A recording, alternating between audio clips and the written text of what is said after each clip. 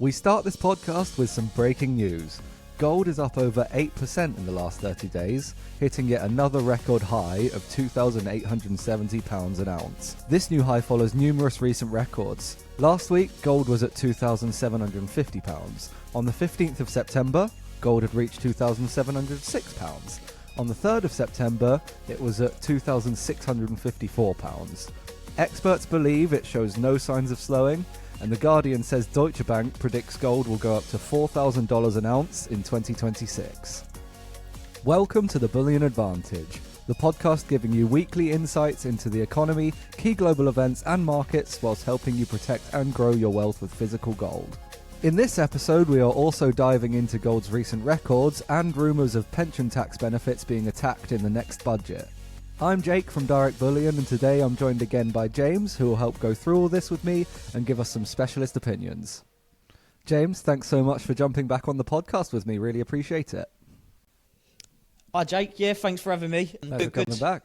Good to be back. What we doing today then? Well, I think we've got to talk about gold's records first. It's hit all these record highs recently. Is this the market overheating or something else going on? Well, we're super busy, and yeah, it's a reflection on what the price is doing. Normally, the busier we are, the higher the price is.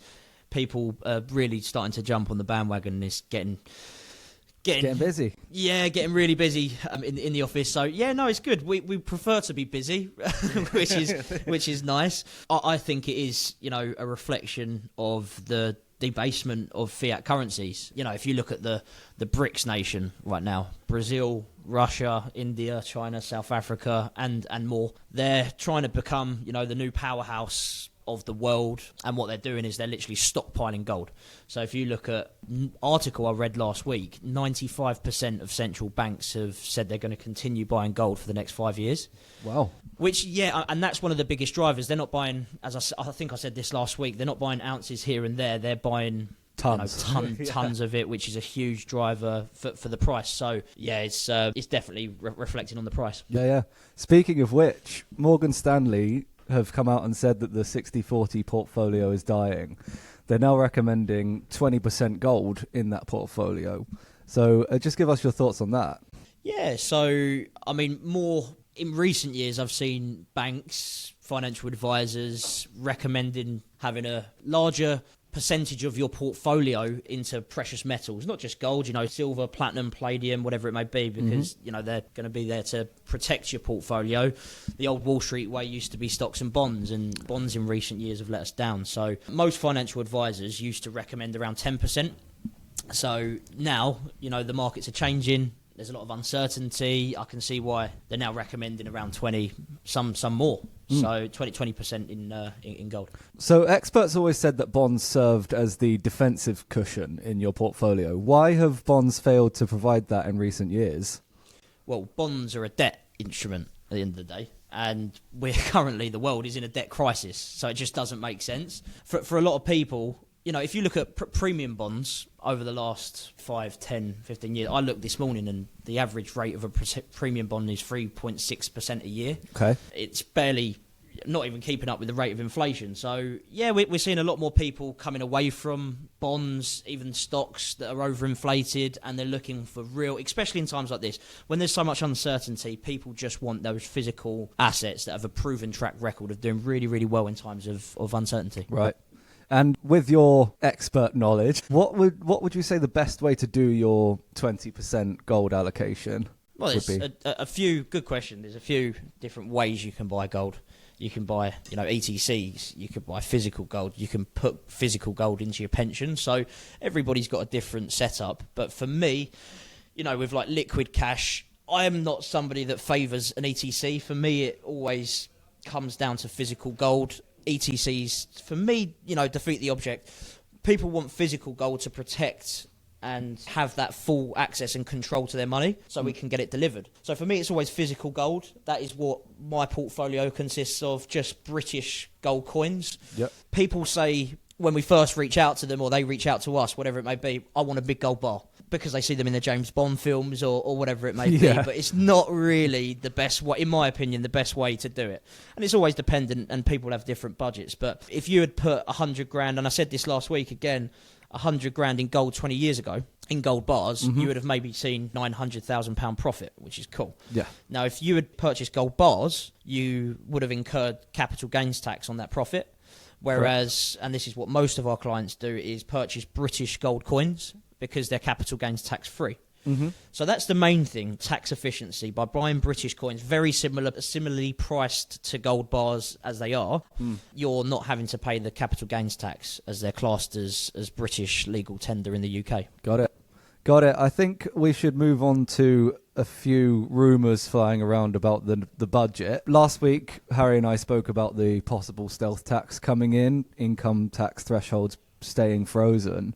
Now, there's a fear that they're coming for the pensions too. Currently, from the age of 55, you're able to withdraw 25% of your pension tax-free, up to a maximum of £268,000. But now, the fear is that could be reduced significantly. What are you hearing about this, and what are your thoughts? Yeah, well, I think people are just getting used to it now. They keep pushing back the pension age. Just keep coming for they can more do. money. But, I don't think this is new. People have been clocking onto this for a while, and I think people are losing a lot of faith in pensions, in all honesty. Yeah. I think I listened to the podcast last week, and Harry mentioned, or gave a bit of a case study of his client made 40 quid in a year. 40 quid in a year. I don't know. I think the average workplace pension's in or around 3% a year. People are fed up. Yeah. And, we'll obviously have to see when the budget comes out, but this isn't new stuff. People have been fed up with pensions for years, and it will be not fun to see, but it will be interesting to see when the budget happens. Yeah, and this of course comes on top of the fact that Labour have said that from April 2027, all pensions will be subject to inheritance tax for the first time.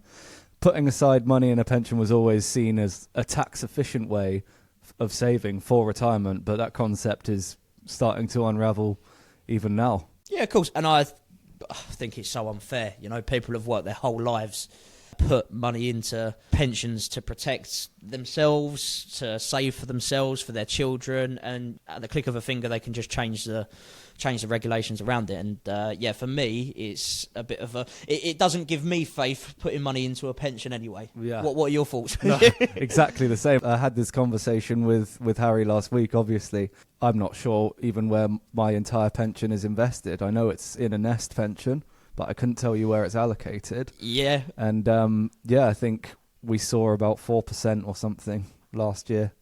So from Nest stuff, I think that's quite good for Nest. That's good for Nest, not good for inflation. No, yeah, exactly. So tying into what you just said, would you say that is people that you talk to, would you say that that's their biggest frustration with their existing pension? Or what would you say, the people that you're talking to, what would you say their biggest frustration is at the moment? Well, I think people at the minute are so fed up that they're drawing down early. And they're seeing, and they don't have much control over their pension. If you've got like a standard workplace private pension, you don't get to choose what's in there. That's done for you. You're told what to do. The regulations change around it all the time, and that's why people are so fed up. Obviously, it's slightly different if you've got a SIP or a SAS. You get the option to choose whatever you want within the pension. I know you covered a little bit with Harry last week. But most people I'm speaking with at the minute are, fed up. Not surprisingly. Well, that'll do it for the gold part of this podcast, and we'll hand over to Harry for the current events part. Cool. Thanks for having me again, Jake. Thanks so much for joining me today, mate. Appreciate it. Joining me for the current events section of this podcast, we've got Harry back, who's been keeping his finger on the pulse on all this stuff. So let's talk about what's going on in Gaza, and maybe referencing a bit of gold in there as well. Yeah, of course. I think it's really getting to a crux point. I mean, obviously, Gaza's a terrible situation no matter what side of it you're looking in from. The big thing that's been happening as of lately, Jake, is the Sumud flotilla. What that is a convoy of boats that are trying to bring aid to Gaza, the people who are living in Gaza, the Palestinian people. Mm-hmm. And they've been at sea for months now. But where they've got to is a point where they're only 100 nautical miles away from actually reaching Gaza. Mm. The reason this has become so impactful in not just actually the geopolitical tension around the world, but driving prices in things like gold, is this is no longer just a battle in the Middle East. This flotilla of 45 boats is also being escorted by Spanish warships. Up until yesterday, the Italians were there as well. Right. The Italians have pulled out, saying we're worried about what's about to happen. So they turned around. Okay. The Turkish are flying their drones over the top to protect it and said we're giving a full escort. Alongside the Greeks as well. The Greeks have promised safe passage. Well, The big worry, they've hit what they call the danger zone. Israel in their own... the danger zone. Yeah, I mean, it's scary to think, to be fair. Yeah. The Israelis have put out 2 of their biggest warships to say, look, if you come any closer, this is Not isn't going to gonna end well. And last night, in fact, Greta Thunberg, obviously famously, a very famous activist, she's doing a lot of good in the world right now. She was arrested last night. She was taken to Israel. She's now being detained there, and they've started striking on the boat. So 4 of the boats got hit last night with shots from Israel. Wow. Now, the reason this is again so pertinent in the world are involved. There are US doctors on these boats. There are US activists. There are European aid providers. There is medicine on these ships. There's debates in the Senate in America right now saying we need to go protect our American people. The Europeans are obviously saying we need to protect the people on it. A hell of a lot of fear. But the best way to look at this, Jake, is saying, well, hang on, if I've told you were going to be in a car crash in the next 20 minutes, what are you going to do? Insure myself out the wazoo. Exactly. You're going to protect yourself as best as possible, Yeah. right? And again, we know gold does well in times of uncertainty. We know gold does well when there is conflict. And other than more guns being fired and more bombs being set off, this is happening as we speak. As we are on this podcast, this flotilla is getting closer and closer to Gaza, and Israel are raising the threats. Netanyahu is not backing down. Trump has even said his exact words were, Hamas have 3 days, the people controlling Gaza. You have 3 days to agree to the treaty. If you don't, it's going to be a very sad ending. I mean, quite a callous way of saying we're going to turn a blind eye to whatever Israel want to do. Exactly, yeah. He said, well, actually, even further on that, he said that Israel will have his full backing. Yeah, I mean, which is a scary place to be in. Netanyahu, no matter what you look at, he's a dictator at the moment, and he's trying to squeeze the Palestinian people out. But I mean, look, we're not sitting on the political side of this at the moment. What we are saying is this uncertainty. I mean, over the last week, Jay, the gold price has been going through the roof. I mean, people at the beginning of the year were forecasting $4,000 by the end of the year, and maybe halfway through the year it was looking a bit like, oh, is this going to happen? But this rally, I mean, really and truly, it's not a case of when it's going to, if it's going to happen. It's now a case of how quickly is it going to happen. Could it happen this year, maybe? Who knows? Yeah, I mean, look, my personal thoughts are, well, I'm going heavy in gold myself. Yes. It's the truth of Now it. is the time. Now is the time to do it. Read of that what you will. I mean, I don't want to tell everyone that it's going to definitely hit the mark, but I mean, there's every indicator under the sun. I mean, the Middle East is something that's a bit further from home, but I know one of the things you wanted to mention, Jake, was obviously what's happening with Farage and Starmer that was the next thing. Yeah, speaking of scary times, basically no secret, Nigel Farage, friend of Direct Bullion. Yes. Give us your thoughts on Starmer's comments about him, and is this just stoking the fire even more? Yeah, do you know what? Funny enough, I think he quoted that himself, didn't he? But where was it? I saw Here we go. So Starmer's exact words were, question whether Farage and Reform love our beautiful, tolerant, diverse country, or whether they just want to stir the pot of division because that's what works for their interests. Yeah. I thought that was quite a brave thing for a man who's not done a hell of a lot for the people of this country in his term to say. I mean, we obviously speak to thousands of people a week, Jake, and Labour, Conservative, Liberal Democrat, Reform, all over the radar. I don't know a single person who's happy with Keir Starmer and Rachel Reeves and David Lammy are running this country right now. Nope. I think the words were out of order. I think whether you agree with Farage's political views, I think there does need to be reform to a degree in this country. Yeah. I think they are now creating the divide. I think we've seen it in America as of late. The left are going more left, the right are going more right. And I think, unfortunately, Keir Starmer, along with the Miliband's, I think they didn't hold their tongue, shall we say. And I don't think they've come out of this looking fantastic. Obviously, we worked with Farage because his background was metals and mining. A lot of people weren't aware of that. So Farage, before going into politics, this was his sector. This was his thing, yeah. And I think, again, I mean, that whole thing he had with Coots, it was a huge point. I mean, someone as powerful as and influential as Nigel Farage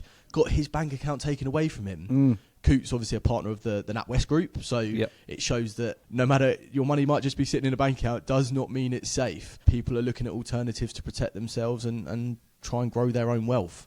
But more and first and foremost is protect what you do have. Protect what you have. Good note to end on, I think. Lovely, no worries. Right, thanks so much, Harry. I appreciate that, mate. All the best. Well, what a great conversation that was. Thanks again to Harry and James for showing us exactly why gold is becoming the most important wealth protection asset in an increasingly uncertain world. The takeaway is clear. The rules have changed and the 60-40 strategy is becoming less and less feasible. Thank you so much for listening to this week's episode of the Bullion Advantage. Please remember to hit that like button, subscribe to stay up to date with all of our videos, and be sure to follow us on social media. But for now, share this podcast with anyone who's on the fence about gold. And next week, we'll be back with more information to help you navigate this chaotic world we live in. Thanks again for listening to this week's episode of the Bullion Advantage. The purchase of gold does not constitute an investment or offer financial returns. Gold is considered a store of value and not an investment product. Past performance of gold is not indicative of future performance. Prices and values of precious metals can fluctuate and are influenced by various market factors. Direct Bullion does not provide investment or tax advice and recommends that you conduct your own independent research before making any purchasing decisions.